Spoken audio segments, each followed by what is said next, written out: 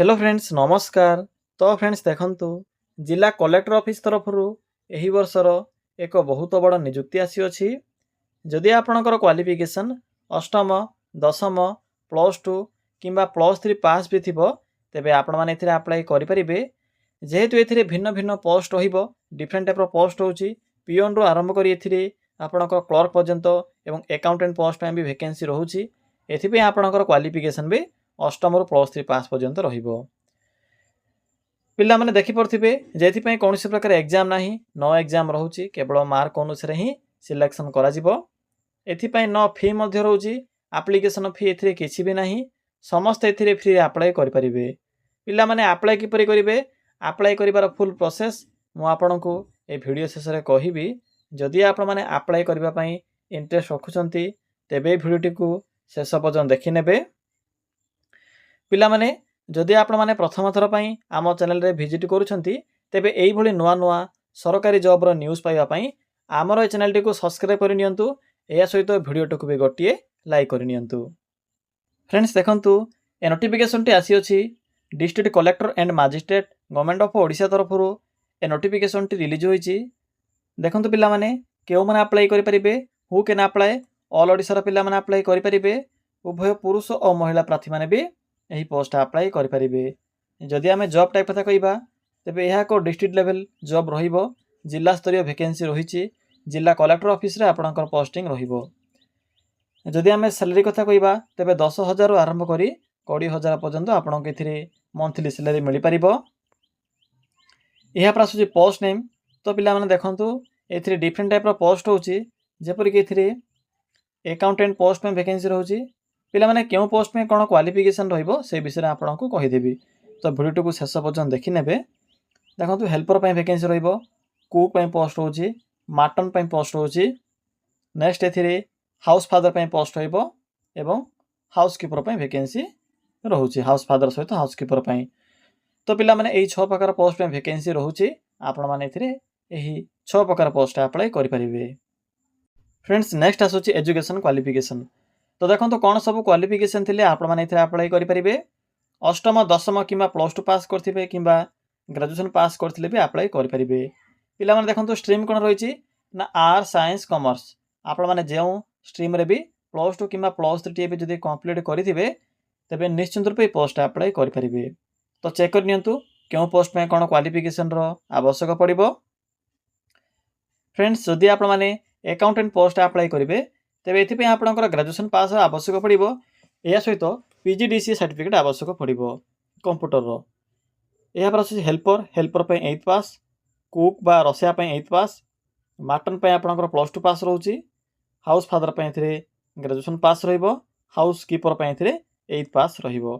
तो आपनकर अधिकतम जो पोस्ट होईची 8th पास रहउची बा अंडर मैट्रिक पास रहउची अंडर मैट्रिक पास करथिले भी अप्लाई करि परिबे।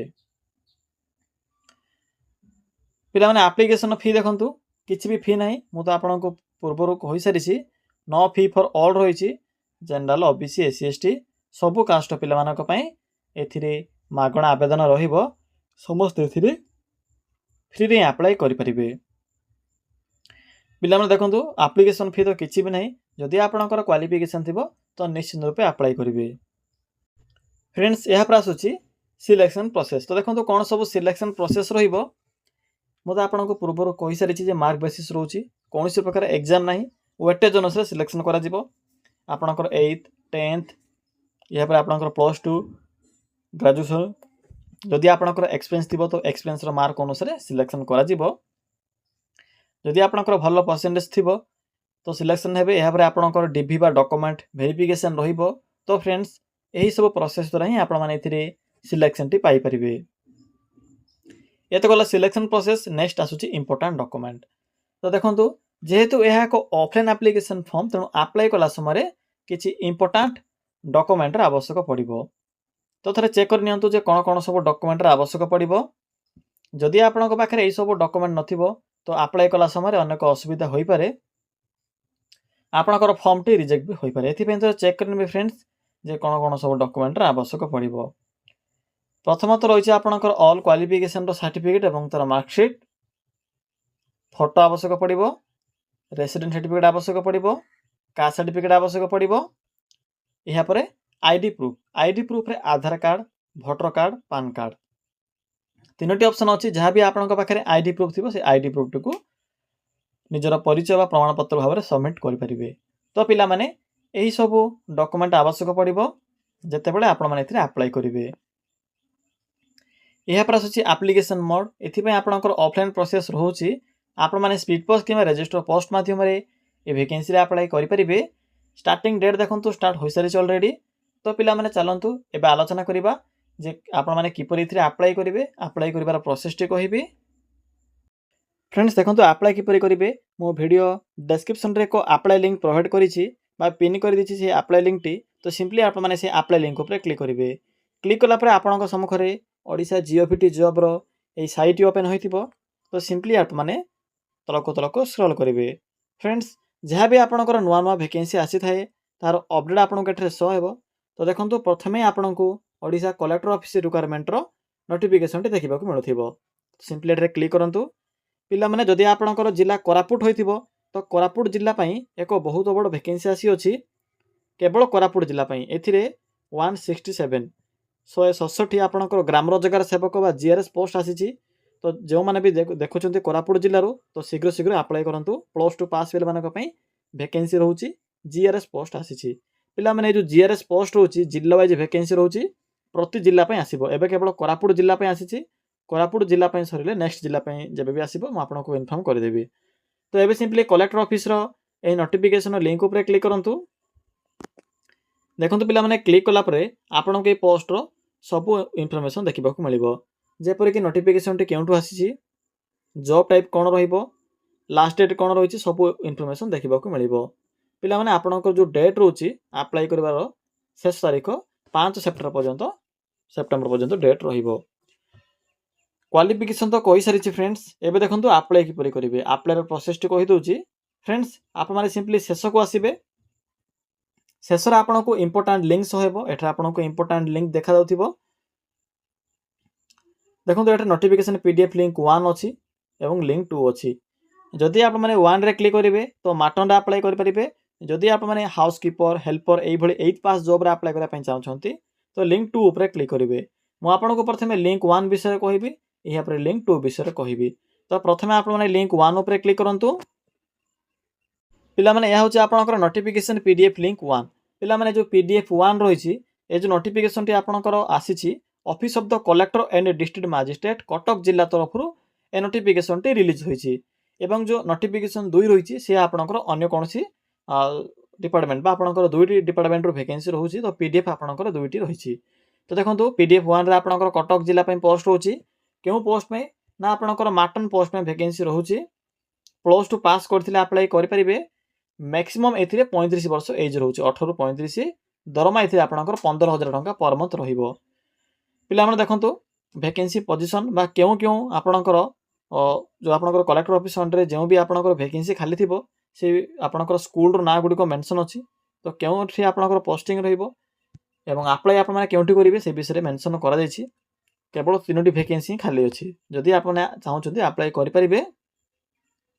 बाकी टर्म्स एंड कंडीशन मेंशन करा जायछि। पिला माने एथि अन्य को टर्म्स एंड कंडीशन रहिछि जे एथिरे केवल कटक जिल्लार पिला माने अप्लाई करि परिबे। एथिरे क्लियरली मेंशन करा जायछि। देखि परथिबे जो डॉक्यूमेंट अछि देखि परथिबे एथिरे मेंशन अछि जो आपनकर 2 नंबर रे मेंशन अछि आपनकर जो रेसिडेंट होछि कटक जिल्लार थिले अप्लाई करि परिबे। पिला माने चिंता करंतु जदि आप माने अन्य कोन से जिल्लार देखुछंती तो पीडीएफ लिंक 2 रे थिबा पोस्ट गुडी करे अप्लाई करि परिबे। कारण सेथिरे किछि मेंशन नाही। ऑल ओडिसा पई एलिजिबल अछि से पोस्ट गुडी को। किंतु जो माटन पोस्ट होइछि माटन पोस्ट केवल कटक जिल्ला पिला माने अप्लाई करि परिबे। तो जदि देखुछंती कटक जिल्ला रो तो निश्चित रूपे अप्लाई करंतु। सिंपली फॉर्म टी अछि ए फॉर्म टी को फिल अप करिवे। प्रिंट काढी फिल अप करिवे। फिल अप कला पर देखंतु आपनको एथिरे को डॉक्यूमेंट लिस्ट तो मेंशन अछि। म आपनको देखाइ देली। सिलेक्शन प्रोसेस पढि नेबे। हाउ टू अप्लाई देखंतु सिंपली एटर जो एड्रेस अछि ए एड्रेस रे आपनको पिन कोड सब मेंशन करा जायछि। 5/9/2024 पूर्व पोस्ट माध्यम रे सेंड करबा को पड़िबो। पिला माने एही प्रोसेस द्वारा माटन अप्लाई करिवे। एबे सिंपली बैक आसंतु। पिला माने बैक आसिला परे ଆପଣଙ୍କୁ जो पीडीएफ लिंक वन विषय कहली एबे सिंपली 2 अछि 2 ऊपर क्लिक करंतु पिला माने देखंतु जो नोटिफिकेशन 2 रहिछि यह आपणकर अनुगुल जिल्ला रे वैकेंसी रहिछि किंतु ऑल ओडिसा रे पिला माने एलिजिबल होई परिबे एथिरे मेंशन नाही जे केवल अनुगुल जिल्ला पिला माने अप्लाई करिवे बोली केवल से जो नोटिफिकेशन पीडीएफ लिंक 1 रे मेंशन थिला तो एथिरे ऑल ओडिसा रे पिला माने अप्लाई करि परिबे देखि परथिबे क्यों पोस्ट होइछि 5 प्रकार पोस्ट होइछि एवं सेथिरे गोटे टोटल 6 प्रकार पोस्ट होउछि सेम प्रोसेस रहउछि एप्लिकेशन फॉर्म टी को प्रिंट करिवे फिलअप करिवे फिलअप कला पर देखंतु एथिरे भी को एड्रेस दे जाइछि मन रखिबे जो पोस्ट अप्लाई करेंगे से पीडीएफ रे थिबा एड्रेस रे सेंड करेंगे सिंपली यही एड्रेस रे ए फॉर्म टी को सेंड करेंगे देखंतु एथिरे आपनकर डेट भी अलगा बा डिफरेंट रहिबो देखंतु ते मेंशन अछि 28 होछि यार अप्लाई करबा लास्ट डेट 28 पूर्व सेंड करेंगे तो पिला माने यह थिला पोस्ट गुडी करे अप्लाई करिबार संपूर्ण इन्फॉर्मेशन जदि आपण माने निज जिल्ला रे आसीबा वैकेंसी रो इन्फॉर्मेशन पाया पई चाहउछंती तो आम टेलीग्राम ग्रुप रे जॉइन होई परिबे मो सेठरे कोन करे जहां भी आपनकर रिसेंट जॉब आसे ताहार अपडेट आपको पीडीएफ प्रोवाइड करि थाए तो पिला माने यह थिला आज रे जॉब विषय संपूर्ण इन्फॉर्मेशन।